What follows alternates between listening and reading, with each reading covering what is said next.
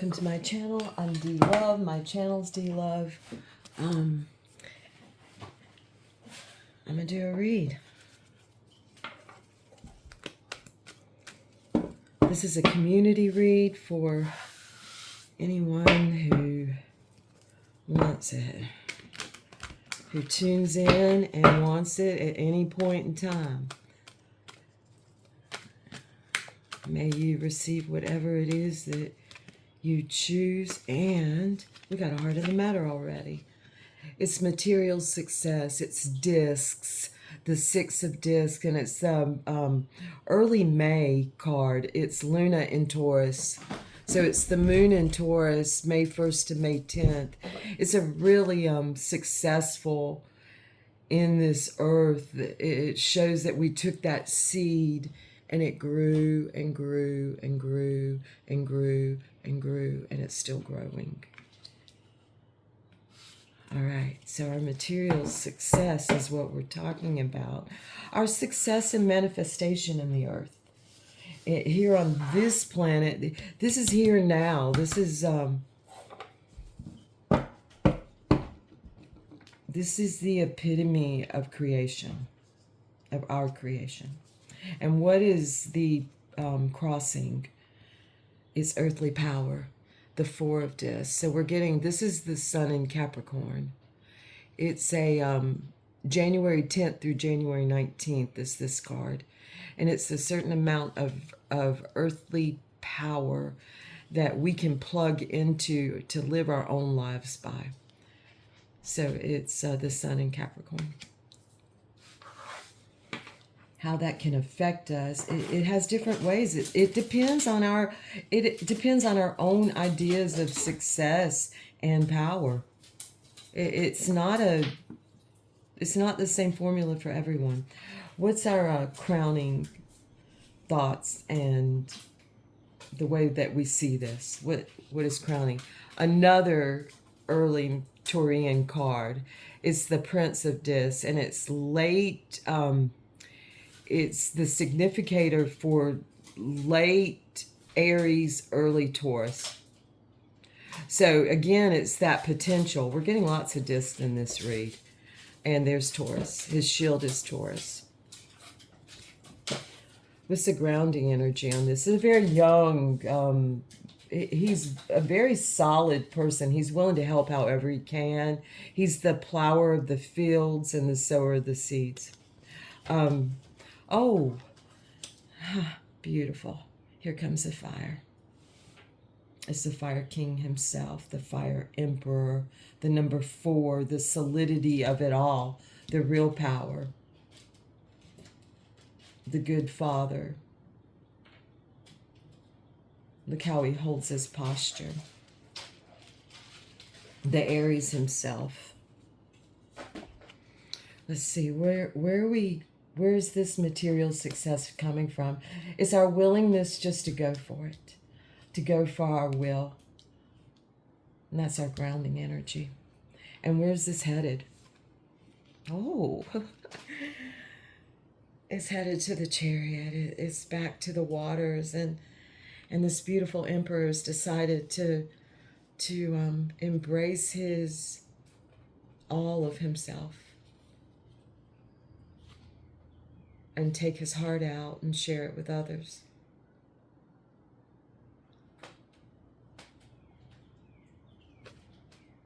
It's the card of Cancer of July. So it's water. It's get in. Let's go do this.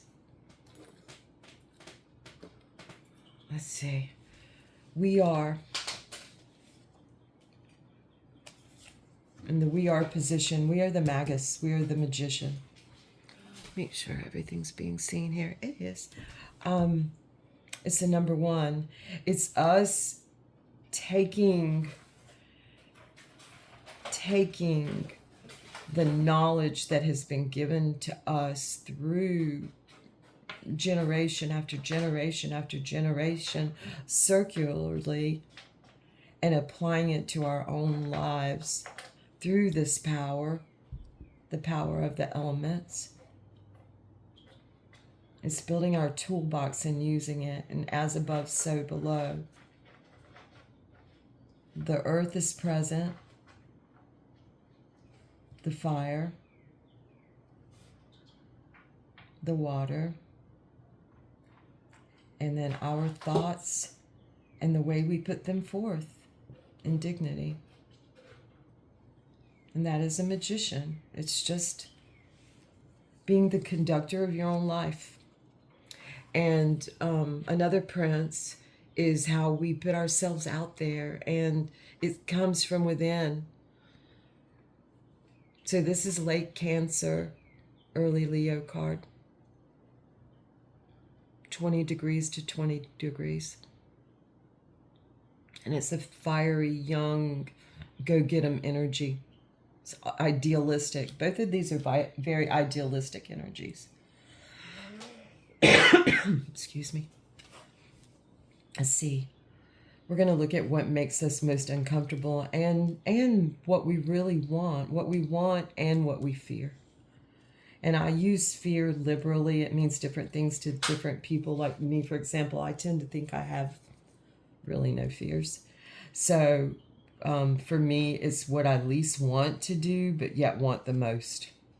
Oh, well, that certain Venus and Cancer kind of love that this chariot often brings.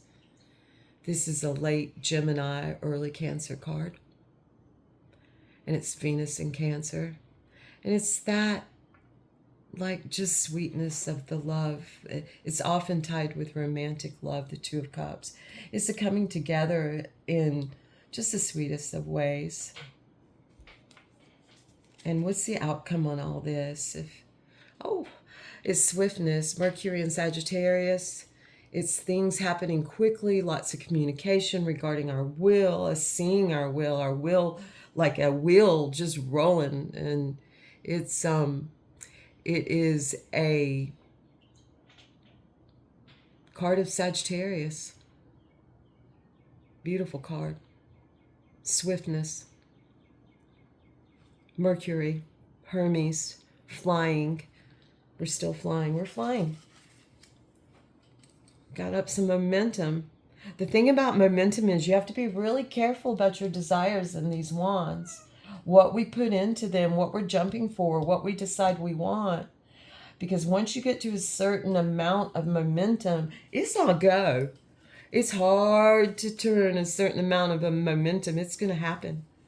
So careful what you wish for, so to speak. Careful what you jump for. Careful what you drive for.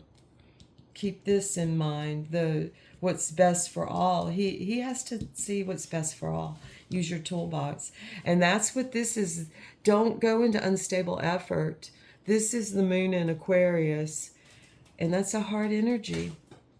It's that's what we came out of in the winter. And if your effort feels unstable, then lean into your posture here in the middle and let's ignore all these swords coming at it. Look how strong that is. Okay. At that point, I'm going to leave this read, and may you have out of it what you will.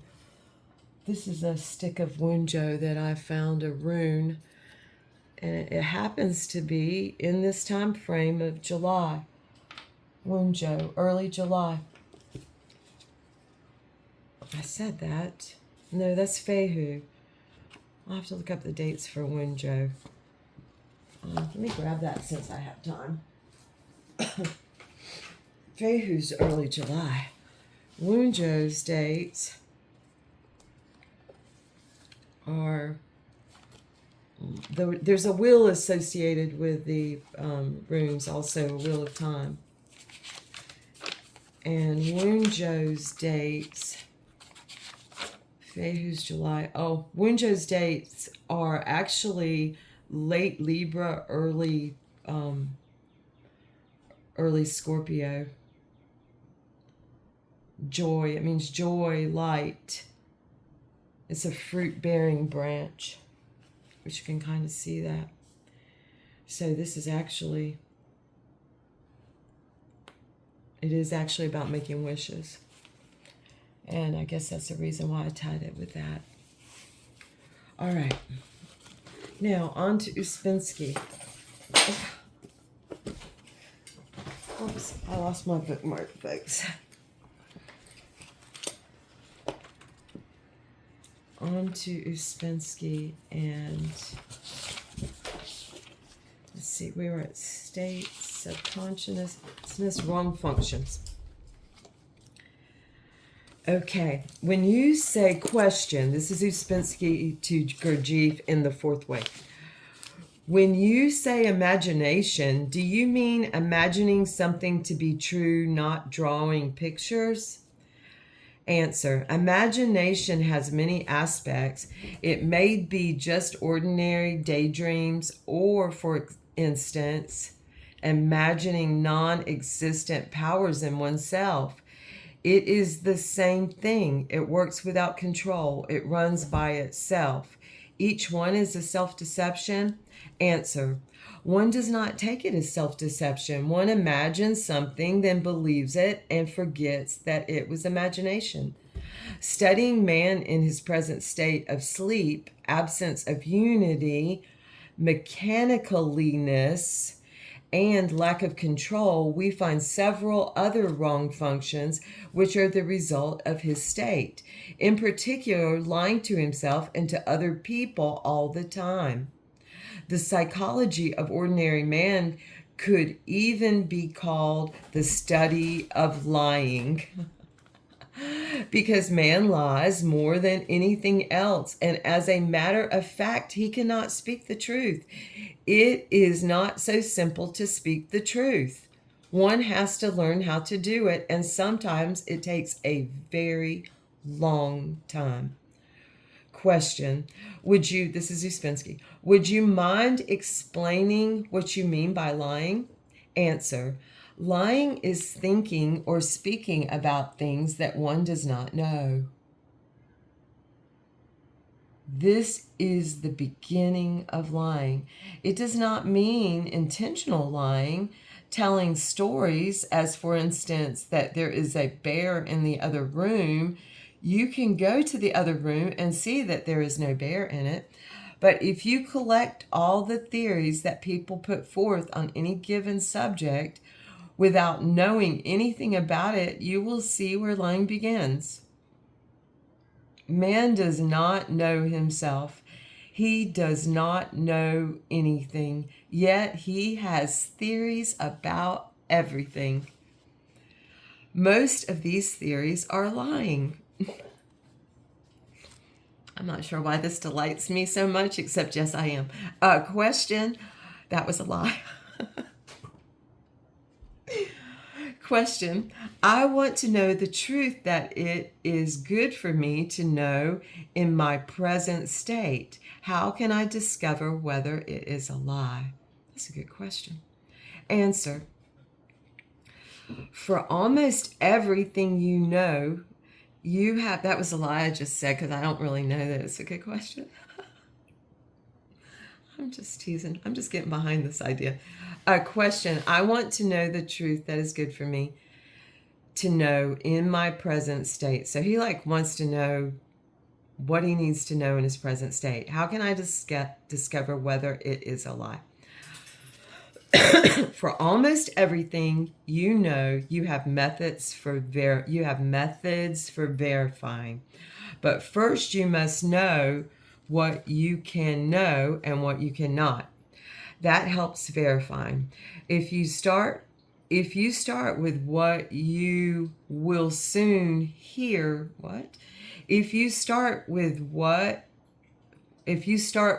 that, you will soon hear lies. Even without thinking, lies have a different sound. That I find that to be absolutely true. Particularly lies about things we cannot know. Question: as regards imagination, if you are thinking instead of imagining, should you be aware of the effort all the time? Answer: yes. You will be aware of it, not so much of effort as of control. I'm going to think about how that feels. You will feel that you control things. They do not just go on by themselves. Question. When you say remember yourself, do you mean by that to remember after you have observed yourself? Or do you mean to remember the things we know are in us? Answer. No, take it quite apart from observation. To remember oneself means the same thing as to be aware of oneself. I am. Sometimes it comes by itself. It is a very strange feeling. It is not a function, not thinking, not feeling. It is a very different state of consciousness.